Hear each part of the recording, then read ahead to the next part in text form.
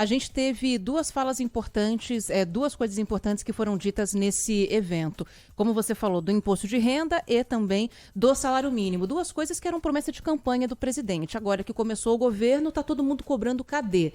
Sobre o salário mínimo, o governo promulgou o orçamento previsto para esse ano de 2023, mantendo o salário que foi determinado pelo governo anterior, sem o tal do reajuste real que foi prometido por Lula. E esse, pelo que a gente percebeu, não foi um assunto abordado pelo presidente com os sindicalistas. Mas os jornalistas não deixaram o ministro do Trabalho, Luiz Marinho, sair de lá sem falar nada. Pegaram ele no final da coletiva e fizeram um negócio que a gente no jornalismo chama de quebra-queixo, né? E acho que ele tem um senso de violência mesmo no nome, porque todo mundo enfia o microfone na boca do entrevistado e começa a fazer um monte de perguntas. Luiz Marinho foi questionado sobre o salário mínimo. Quando é que vem esse aumento ou não? A gente vai conversar com a nossa reportagem que vai falar sobre isso, mas o ministro disse que até maio, pelo menos, a expectativa é essa, viu? Até maio não há previsão de subir o salário mínimo aqui no Brasil. Deve ser mantido no valor de R$ 1.302 até maio desse ano. Então, vamos ver se vai ter alguma mudança aí no meio do caminho, porque os próprios sindicalistas estão fazendo uma pressão bastante significativa para que Lula aprove logo, coloque em vigor esse salário mínimo reajustado, que foi uma promessa. E o João Pedro Melo está aqui com a gente para falar agora sobre a fala do Lula, que foi muito focada também na questão da revisão da tabela do imposto de renda, né, JP? Boa tarde para você. É isso, Aninha. Boa tarde para você, para todo mundo que está nos acompanhando. A gente está de olho, né, na fala do presidente Lula. Ele que conversou agora há pouco com as centrais sindicais, deu uma dica aí de que há uma proposta com o objetivo de instituir a política de valorização do salário mínimo e os instrumentos de gestão e planejamento. Ela que deve ser apresentada em breve pelo governo federal, né? E a elaboração vai caber, então, aos Ministérios do Trabalho e Emprego, da Fazenda, do Planejamento e Orçamento, da Previdência Social, do Desenvolvimento, Indústria e Comércio, além da Secretaria-Geral e a Casa Civil, ambas da Presidência da República. Essa proposta deve ser entregue no prazo de 45 dias, prorrogável uma vez por igual período. Nesse discurso, Lula prometeu a construção de um sistema de seguridade social junto com os sindicalistas. Vamos ouvir um pouquinho do que o presidente Lula falou. Então, é o seguinte, eu fui eleito para fazer coisas melhor do que eu fiz da outra vez. E eu vou brigar para fazer. Eu vou brigar para fazer porque eu prometi durante a campanha que nós vamos fazer isenção de imposto de renda para quem ganha até R$5 mil. Obviamente que isenção de imposto e aumento de imposto é de lei. A gente não pode fazer no grito, ou na vontade, ou no microfone. A gente tem que construir. E nós vamos construir isso. Vamos começar a fazer uma reforma tributária. Eu ainda essa semana gostei do Haddad dar uma declaração de que nós vamos fazer a reforma tributária no primeiro semestre. Para isso é preciso muita discussão. E é preciso que vocês aprendam a fazer muita pressão. Muita pressão. Senão a gente não ganha isso. Você tem que fazer pressão em cima do governo. Porque se vocês não fizerem pressão, a gente pensa que vocês estão gostando. Fazia tempo que eu não escutava alguém falar que quer sofrer pressão, né, Joel? Que quer que a população Estímulo, pressione, né, para que o governo trabalhe. Fala pressionar aí, o Congresso, principalmente, né? O Congresso eu senti que o tem que recado ser era esse, pressionado. pro Congresso. Exatamente, né, JP? É exatamente isso, e é uma questão detalhada, né, a respeito, Lula falou também a respeito do último governo, criticou o ex-presidente Jair Bolsonaro, disse que nunca teve uma conversa com as centrais sindicais, o que de fato nunca aconteceu oficialmente nas agendas da presidência da República nos últimos 4 anos, então esse foi o ponto, né, isso que quis dizer o presidente Lula quando disse que quer receber uma pressão. E essa valorização do salário mínimo que Lula fala é uma das principais prioridades das centrais sindicais. A ideia, inclusive, é abrir uma mesa de negociação com o governo na tentativa de garantir que o valor seja reajustado acima da inflação todos os anos. Em dezembro, Lula prometeu aumentar para 1.320, só que as centrais consideraram um reajuste baixo, estão pedindo uma atualização para cerca de 1.342. Só que esse assunto é um tanto quanto delicado, porque já não tem muito espaço no orçamento, não teria, obviamente, mais prerrogativa, né, ou mais rúbricas para se arrumar ou aumentar esse salário mínimo. Então, é uma intenção ainda do presidente Lula de aumentar, mas ainda delicada, porque não tem espaço dentro do orçamento. Outro assunto debatido é o trabalho mediado por aplicativos ou plataformas.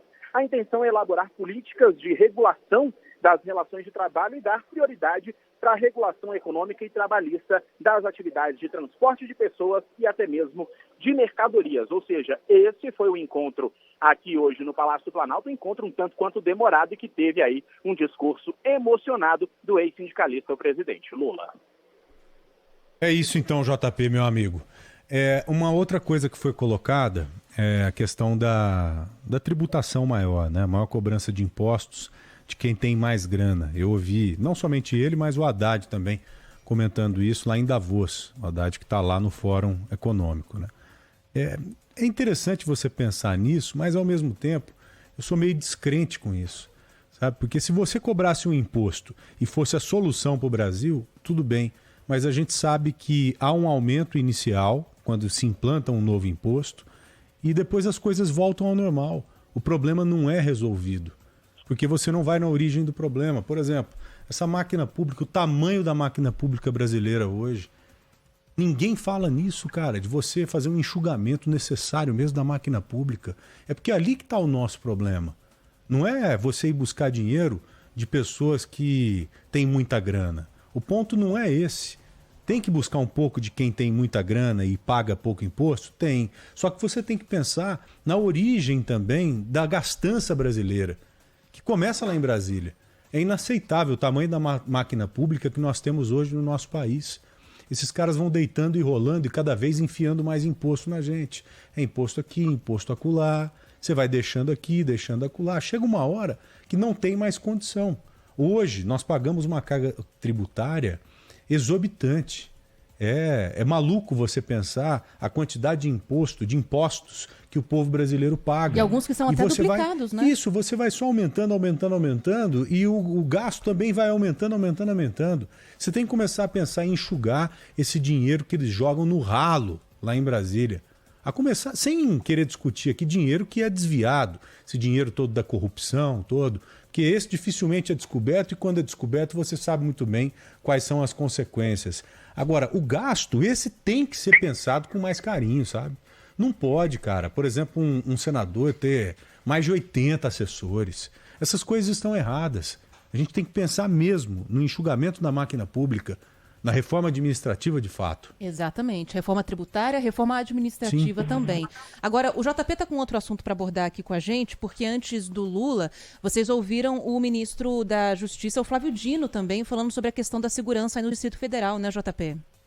É isso, viu, Aninha, Joel? A gente ouviu o Flávio Dino hoje e ele destacou o seguinte, que vai lançar um pacote de medidas relacionado à segurança dos três poderes. Seria um pacote de ações que vai modificar, inclusive, a lei antiterrorismo e que deve entrar em vigor aí no mais tardar na metade do ano, porque a ideia é que esse texto seja apresentado até a semana que vem ao presidente Lula e o presidente Lula deve encabeçar as conversas com os outros presidentes dos poderes legislativo, judiciário e também o próprio executivo, porque ele vai conversar com o Gabinete de Segurança Institucional, vai conversar com outras pessoas, inclusive, que também fazem parte aqui da gestão do executivo. E aí, nessa questão, depois de tudo conversado, vai ser levado ao judiciário. Bom, o que é esse projeto? Esse projeto ele muda aí as penalizações, as leis, para que não ocorram mais atos como os atos antidemocráticos do último dia 8. Com relação a essa questão, o que Dino destacou? Dino destacou principalmente que os crimes continuam sendo investigados e que há mesmo a possibilidade de que alguns militares ou até ex-militares estejam diretamente envolvidos nessa situação. Uma espécie de guarda nacional permanente para proteger os poderes federais que estão no Distrito Federal. É preciso rever a relação entre os poderes locais e a própria polícia do Distrito Federal, uma vez que, como o próprio nome indica, o Distrito Federal não é um Estado, então a autonomia federativa pode, nesse caso da segurança pública, ser revista, colocá-la em termos mais adequados, inclusive para a segurança das embaixadas, não só da Praça dos Três Poderes. Bom, tá aí então a fala do ministro Flávio Dino e um detalhe muito interessante que ele colocou, que é uma questão que sofre um pouco de, vamos dizer assim, resistência na capital do país. O que seria isso? seria a forma nacional de se ver a segurança do Distrito Federal. Por que que sofre resistência? Porque há algumas pessoas aqui na capital do país dizendo que o governador perderia o seu papel. E aí voltaríamos a ter o que tivemos até um tempo atrás, que seria um governador indicado pelo presidente da República. Claro, essa seria uma forma, obviamente, um tanto quanto radical de ver as coisas, mas é uma questão que está dando resistência a esse tema aqui na capital do país. Ainda durante essa entrevista, Flávio Dino destacou que as questões continuam sendo investigadas, que há aí a expectativa de que novos nomes possam ser denunciados ao longo dos próximos dias, e ele também falou ainda a respeito de outras questões relacionadas a esses atos antidemocráticos. Vamos ouvir mais um pouquinho da fala do Dino. Então nós temos um conjunto bastante expressivo de crimes que já são aplicáveis ao dia 8 de janeiro. Nós temos também essa necessidade de olhar para o futuro. E aí sim os aprimoramentos são apenas para o futuro, uma vez que há uma regra constitucional segundo a qual a lei penal só retroage se for para beneficiar o réu, ou seja, a lei penal.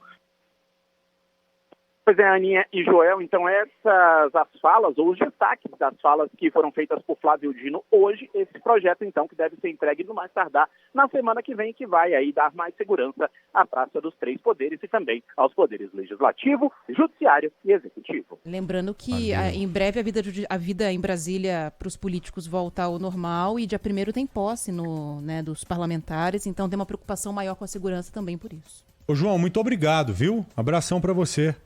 Um abraço, meus queridos. Valeu.